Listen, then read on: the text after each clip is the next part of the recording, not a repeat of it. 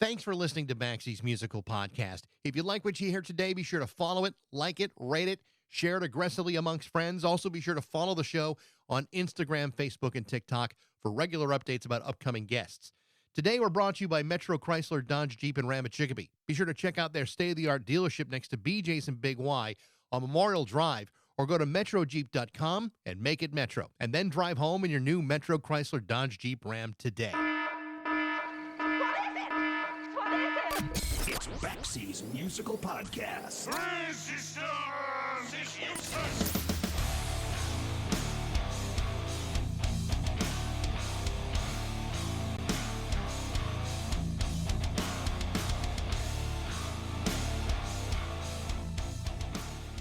It's easy to see why someone who might not know any better could romanticize the idea of getting the band back together and going on the road. You get in a van or a bus with all your buddies, driving your stuff from city to city to wow your screaming legion of adoring fans. On paper, it sounds great. The reality is, you might be crammed in the same van or bus, locked up in unsolvable traffic with your bandmates for hours at a time.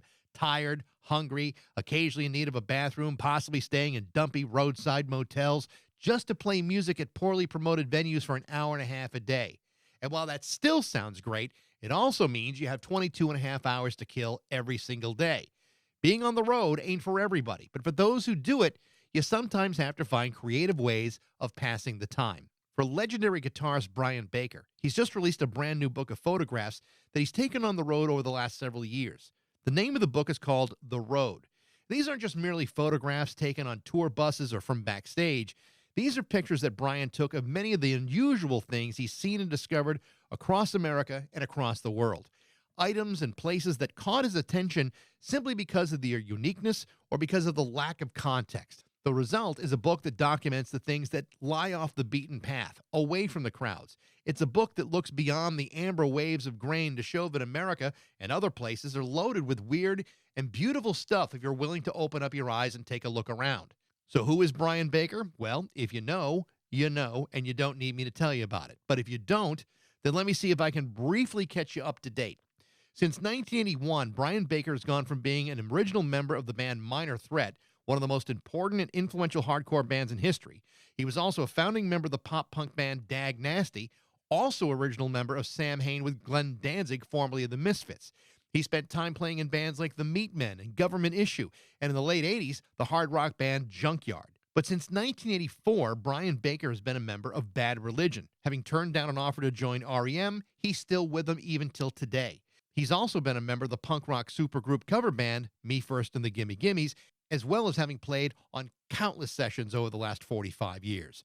Brian Baker is the real deal, a true punk rock legend. And as a fan, it was a pleasure to have him as my guest today on Baxie's Musical Podcast.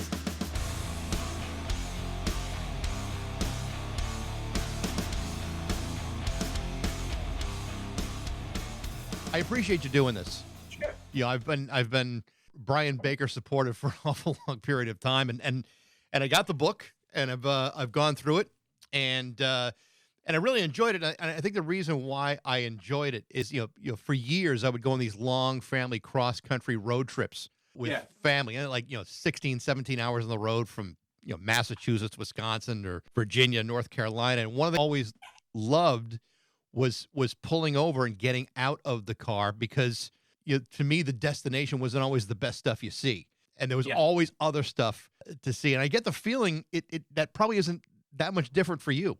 No, it's not. And just to use that road trip analogy, like driving from Boston to Detroit, and you pull over to get gas somewhere, and you're also in the suspended animation because you're not where you're going to be. You're just kind of floating in this parallel world. And when something catches your eye, it really sticks with you.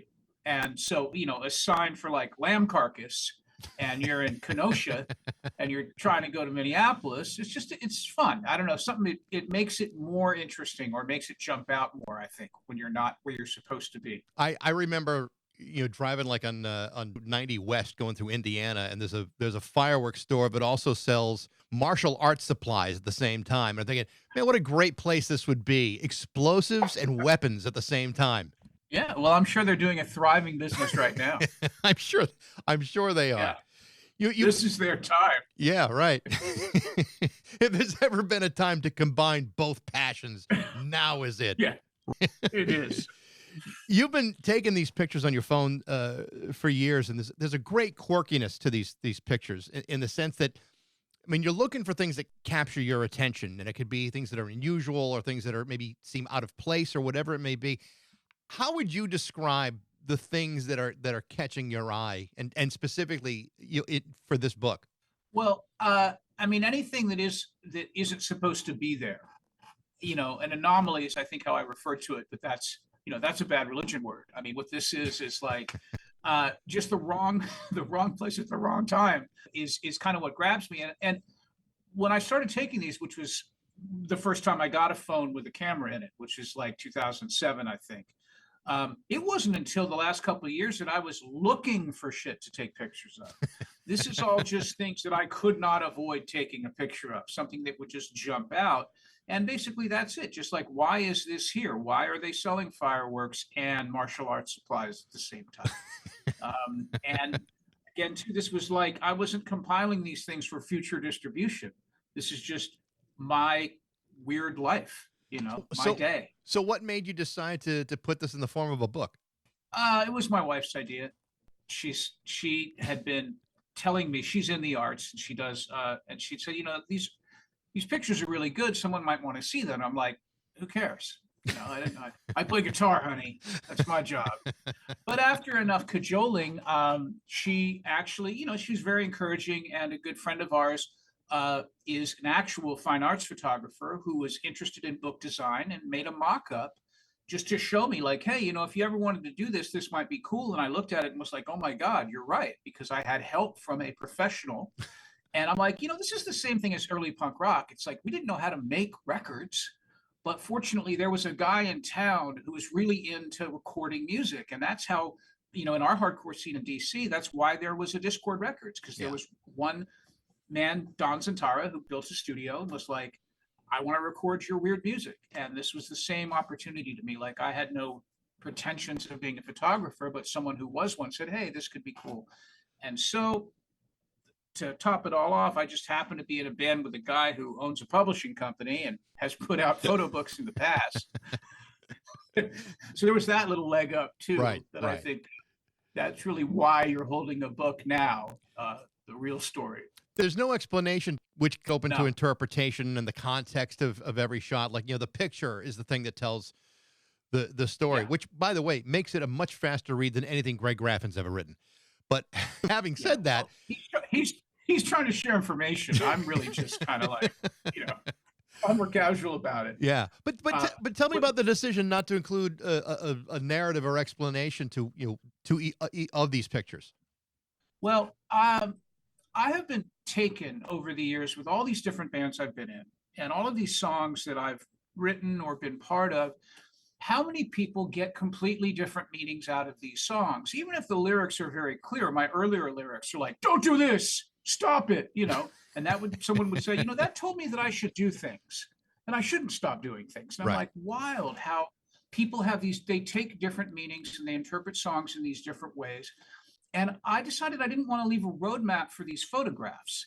And also it seemed kind of boring in a photograph with a static image to be like, this is a picture of Jay Bentley from Bad Religion holding, Dusty Hill's bass in France in 2013. It's just, I thought it was more interesting to just have a picture of Jay holding a white fuzzy bass from the Legs video with no explanation as to how it got there.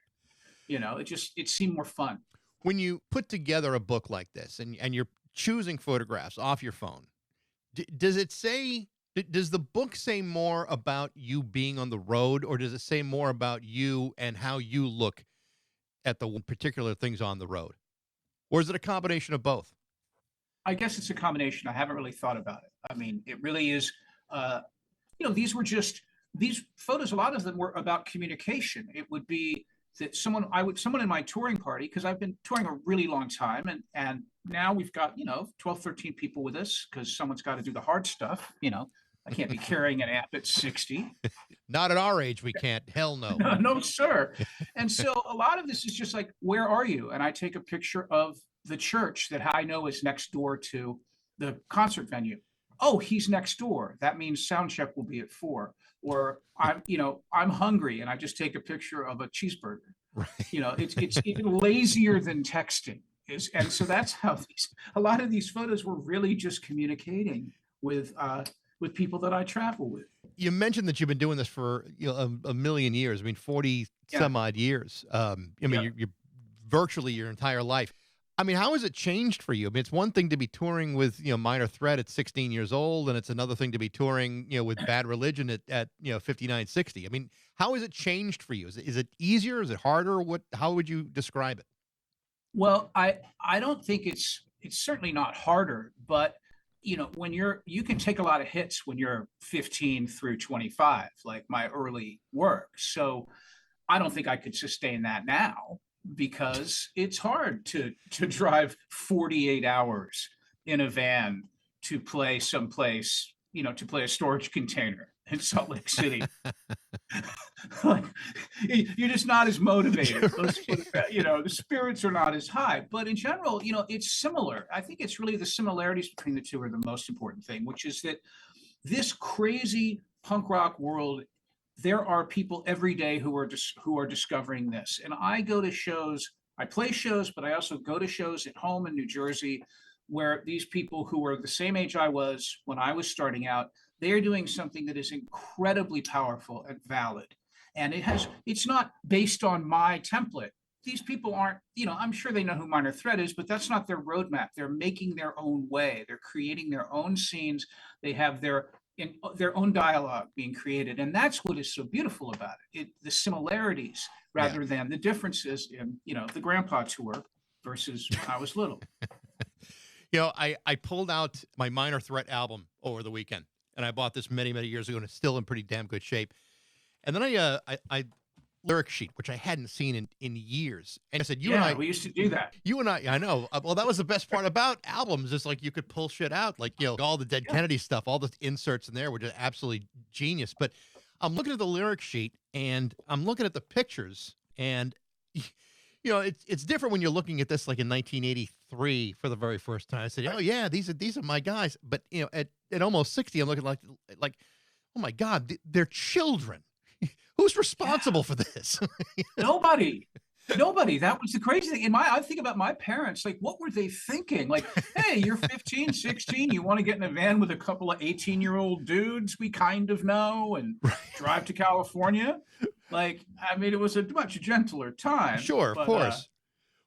But straight edge can only get you so far. Well, I thought about that. I said, well, no wonder you guys were straight edge. There's not a liquor store in America that would have sold beer to you guys. Of course you were straight edge. It was handy, yeah. I will say that. As you know, time kind of dictates, how we, look at our history and our lives. And Minor Threat is still seen as one of these wildly influential and important bands. But the truth is, it lasted 3 years, and you did like 30 songs, maybe even less than that, and yet it still resonates after all this time. Why do you think that is? What do you think it is about Minor Threat that is so important to people even after all this time? Well, it certainly helps that we never reformed to ruin everything. Right. I mean, that's nice. So you have this sort of, frozen in aspic situation, but it's also lightning in a bottle. It was this spark, this thing that happened quick and burnt out. The lack of a lot of records means there's not a lot of bad songs. Pretty much all of them are good. Yep. Not overexposed. The myth is greater than, the reality of it in a lot of ways. And it was a really good band. I mean, we had all the things going for us. It was recorded in a really cool way. And just the recordings themselves, independent of the music, the sounds that were captured, which were, I won't say accidentally, because Don Zantara, who was our mentor there, knew what he was doing, but it was definitely experimental. And it happens that those tones are ones that people kept using and building on. So it's a familiar platform. So it's just a really happy combination of things, I think, that meld together to why it's significant. I think the other part of it is, and I mentioned straight edge, but the reality of that part of it is that Minor Threat, Fugazi, Ian, all you guys have all kind of conducted yourselves in a very, with a lot of integrity. Like that's like the one thing you can say about you guys, there was integrity rippling through that river for forever. And I think, that is such a rarity in any business. Never mind just music, but just in any business to have that kind of integrity and to continue it. I'm sure offers all the time. Minor Threat back together again and record. But you're right. Why ruin the memory of something like part of the equation is really important. Well, also, we're not minors anymore. And that was a big part of it. I mean, it's right there in the name, once you're once you age out of this. You don't think Elderly Threat would sell a lot of merch? Well, first of all, it would be Senior Threat. It's not like we haven't thought it through. All right. Of course. Right, of course. We have weight options in the past. There's some people. I mean, yeah, it's just it's not even a conscious thing, really. It's just let this thing be its own thing. It's really it. There's no real temptation. And yeah, of course, people over the years many times want to do this and that. But no, I mean, this is, this was foundational for the people who are in the band to then move on and do other things. And why, the whole part of this journey, I think, is to keep being curious and trying to do new things and not just, lay back on this triumph of your teenage years at 60 is not as interesting to me as writing new music and being in all these weird bands that I'm in and, talking to weirdos in Boston. This is fun for me. No, hey, listen, no offense taken at all. Yeah. I agree with that. But, but I would imagine though, because I mean, you're right. I mean, here you are, you're 60 years old. I mean, I remember buying the Minor Threat records and the Dag Nasty, records in the 80s. And I'm sure you hear this all the time about this resume that you've built. Is it weird to keep having that discussion? I mean, I know you've done so much more than just all of that and continue to do more. Is it a pain for you to have to go through, like, to regurgitate all that stuff over and over again? Oh, dear God, no, it's a privilege. Are you kidding me? Yeah. I mean, what would be much worse is nobody giving a shit. And this is, I'm incredibly grateful for this journey and all of its ups and downs and weird lefts and rights. And I'm fascinated and grateful that I'm still talking about it at all. So no, it's never a burden. It's just like I get the question a lot because I've been in Bad Religion for 32 years now. I'm the new guy for 32 years. And we get a lot of questions, do you ever get tired of playing the big Bad Religion songs, American Jesus or, Digital Boy, these songs everyone knows? I'm like, no, it's the best to keep playing that. When you see the way people react to that, how it's their song. And the reason why they're big songs for us is because most people like them. There's nothing wrong with playing a popular song, and sharing that with people live is so cool. It's never boring. It's always electrifying to do that. And, to a lesser degree, just talking about this whole history is still a bunch of fun. Yeah. And a lot of times I learned something new I'd forgotten about. I mean, it's just there's no loss to this. I mean, one thing to say in one great historically relevant band, you've been in more than one. I mean, Bad Religion is a perfectly great example of that. I mean, you've been in it since 1994. You've been with them ever since.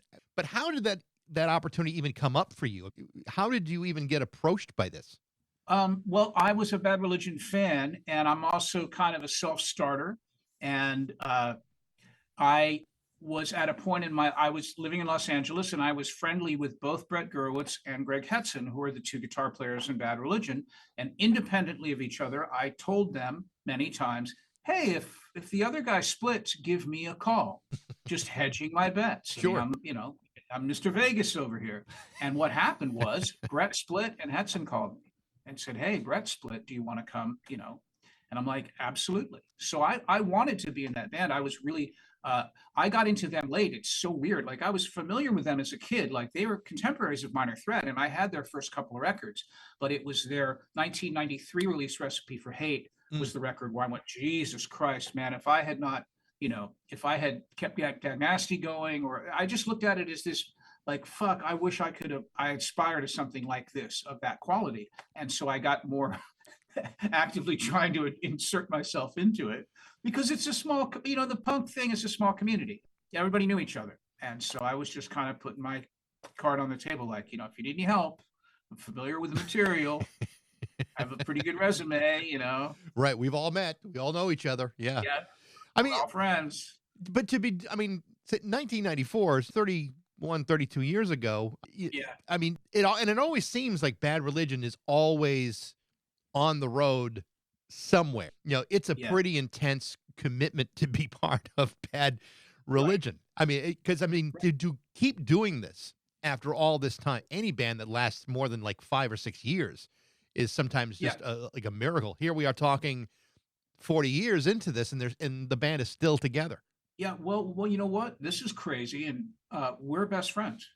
We love doing this, and we don't tour as much as you think we do. We're also, we're pretty good at, I probably play 50 shows a year, which is not that much. It's just how you spread them out. And we've Right. learned over the years, how do you do this? Well, we can't play 5 days in a row anymore. We have to do things that maintain the health of the group, because no one wants to see people who are on stage who don't want to be there, but especially if they're really old.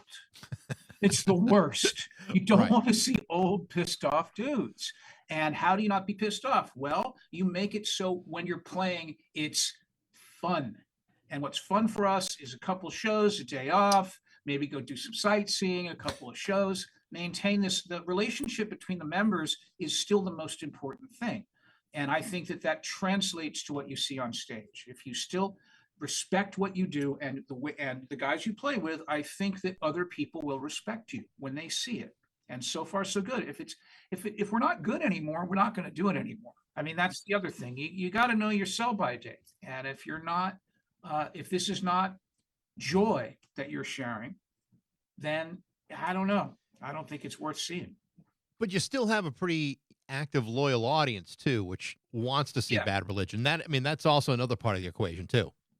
It's just if I believed in God, I would say we were blessed, but sadly the atheist in me has to look for more logical explanations. But the simple thing is that we are very fortunate that we are a number of people's favorite band. We're their band, just like the Damned are my band, and I will go see the Damned every single time I can see the Damned, because that's it. They are my thing, and Bad Religion is that way to enough people to be able to play all over the world. And what an incredible deal that is. Just how cool is that?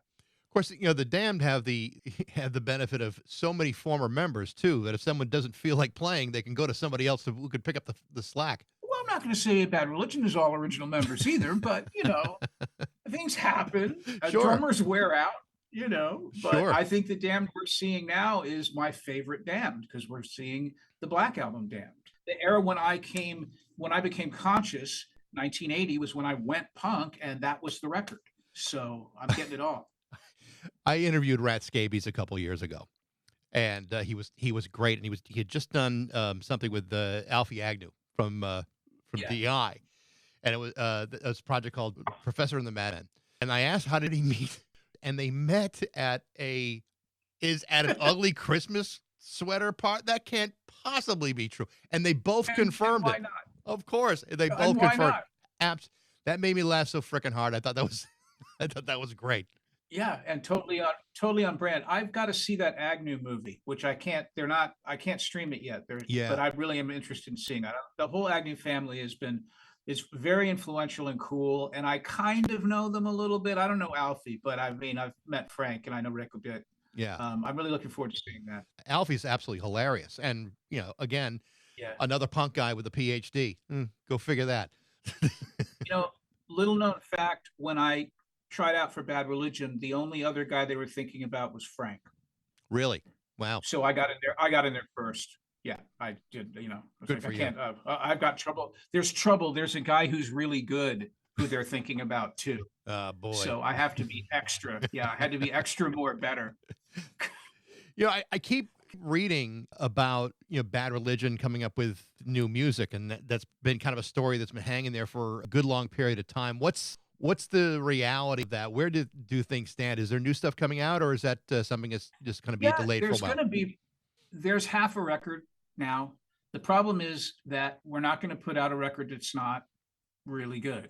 It has to be good, and we don't need to sustain the band by putting out material. And I think it's important that we don't let ourselves down. And writing is in spurts, and there's a lot to write about now.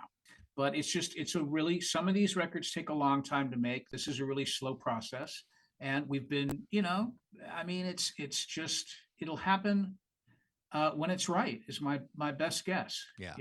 Just I've been doing this for a long time with these guys, and sometimes there can be this spurt of creativity, and all of a sudden I've got 15 songs in my inbox to decide, what do you guys think of this? So it'll happen, but it's just not tonight. Right. No, I understand. I understand probably not, probably not before like St. Patrick's Day or something like that, or maybe Easter, so Right. yeah, right. Yeah. You've been involved in so many other bands, Government Issue, Samhain, all these things. I want to ask you about is one that I feel like it doesn't get enough attention, and that is your time with the Meatmen and Tesco V. Yeah. Tell me about that, playing with that band. I know it was a short period of time. The Meatmen, Tesco is a performance artist, and the Yeah. Meatmen is one of his bits. And I was in the Meatmen kind of I was friends with Tesco, and it was not, this was not what I would call a full-time job. And I was kind of pretending to go to college at the time, and it was fun. And the Meatmen are fun. And I have to say, I loved it, and I think those records hold up. I think they're great. Obviously the humor is dated somewhat. There's some trouble spots in what Tesco was singing about. But that's just a product of the time, which, God, I hear that so much. Well, it was a product of its time. They say that, but that's a fucking excuse. It's an excuse, but if you slapped on, pick Wine Wenches and Wheels, for instance, or One Down, Three to Go. I mean, that was, there's a couple there that might be cancelable. Maybe. Yeah, I would say so. But remember also, this is a punk rock band, and this is also when punk rock was, part of the job was to be provocative and fucked up. Yeah, and right. This definitely was the case with the media. So, I don't know. Tesco is just such an auteur and is such a fun dude, and he's, this is just. I had a great time doing it. I take nothing back. Wish I had that guitar on the back of the War of the Superbikes record still. I really miss that guitar, but I sold it to Tom Lyle from Government Issue. Okay. Who still has it. And so I know where the guitar is. Haven't been able to buy it back from him, huh? He's not selling it. No way. No, that's Tom's guitar now. But so when you were doing all of this in the very thick of the beginning part of it, I remember the 80s very, very well. And I remember the reaction of parents. And it was like some parents would rather have their kids play with guns than than turn punk. Like it was, I remember Phil Donahue episodes dedicated to this. There was made for TV movie where, Bernie Capel from was like, what happens when your kid's punk? What was the reaction of your parents back then to all of this? Well, I live with my mom. My parents were divorced, and I had there was a loose parenting style, kind of a product of that sort of hippie era. And my parents were both, they were both in television. So they were, creative types. And we lived in Washington, D.C., which is an incredibly liberal and sort of, quasi-intellectual kind of, I don't know. I would definitely say my upbringing was perfect for punk because I was not on any kind of a schedule or a timetable. This was not a family that sat down to eat dinner. This was not, I was kind of left on my own recognizance. And so I didn't really see what the fuss was about. Also, I guess, when I was younger, especially, it's not this straight edge ideology was something that we were preaching or practicing with any vigor. It was just, we weren't getting fucked up. And when I would go out at night on a weekend with my friends, my mother knew that we weren't crashing cars or involved in dangerous situations, because all we basically were doing was like hanging out at a 7-Eleven eating Hostess fruit pies, or walking around a graveyard and talking about the damned. Like we were having, for the lack of a better term, these are pretty wholesome pursuits. Even though we looked weird, we weren't toxic, we weren't doing damage. And I think that's so there was a lot of freedom afforded us that way. And I think that's also why seeing these Youth Gone Wild, seeing Jimmy Gestapo on Donahue was so hilarious to us, because these were just our friends. They didn't, the big brother didn't realize all we were doing was like, aggressively dancing. And the worst thing we could get is hearing damage.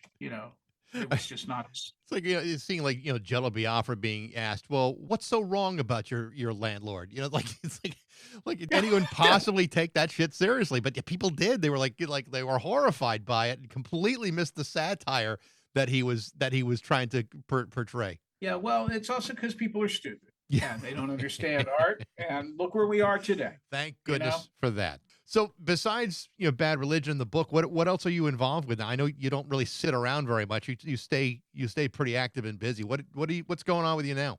What's going on right now is I have a big tour of Canada. Bad Religion and Offspring are doing a cross Canada tour at the smartest time of year for it, January and February. From Perfect. Nova Scotia to Vancouver. So now what I've heard is that they understand that it's cold up there. They're used to it. So I don't think it's really going to impact our ability to have people come to the shows, but that's a big winter tour for us. And I love playing with the Offspring. They're really fun and they play these huge venues up there. And so I'll go do my 45 minutes and then, keep it separated myself, watch them do it. So I'm excited about that. I have my band Fake Names, which is a band I am in with Dennis from Refused is the singer. And it's a bunch of guys from DC I grew up with, members of SOA and Girls Against Boys. And now we've got Mario from Rocket from the Crypt and Off is drumming for us. We have a new record coming out on Epitaph this summer. Oh, great. We recorded it a few months ago in Chicago at Steve Albini's old studio, Electrical Audio. And it's brand new full length, and I think it's really cool. And so I'm going to have to play some shows around that for sure. And I think Dennis's Refused arc is about to end. He's been doing his final shows with that incredibly awesome band for the last year or so. So it'll be fun to get out and do that. And then there's more Bad Religion. What would summer be without, a trip to Europe or some kind of Bad Religion nonsense? So, it's no summer at all. Yeah. Might as well be winter again. Exactly. Might as well be in Nova Scotia on February 5th. But, Right. So it just keeps going. Yeah, fantastic. I'm glad you're doing it. There's so much you're involved in. It's so cool. And like I said, the book is really cool to look, really cool to sift through. Really interesting stuff. I thank you so much. I'm glad people seem to really dig it. And I just love it because it's such an Easter egg. Like I didn't see this coming and I wasn't trying to do it. And just because of a bunch of good friends, this thing is now real.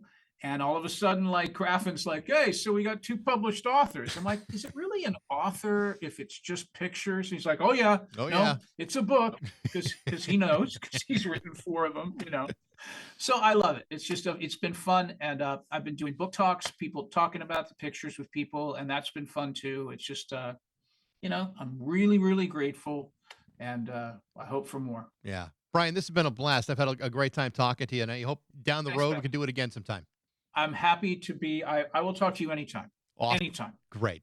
Except for 11 o'clock p.m. on Tuesdays. Then I got and then through all of January and February. Yeah, exactly. Unless you speak Canadian. Yeah. Cool. Brian, thank you so much. I appreciate it. Thanks, Bax. Talk to you later. All right, take care now. The name of Brian Baker's new book is called The Road, now available on Akashic Books. Keep your eyes open for tour dates and new music from Bad Religion, hopefully coming out later this year. Thanks for listening. I hope you enjoyed it. If you did, you can always email me at bax@rock102.com. I'd love to hear what you think. Thanks again to Metro Chrysler, Dodge, Jeep, and Ram at Chicopee for their support. But most of all, thanks to you for listening to Baxie's Musical Podcast.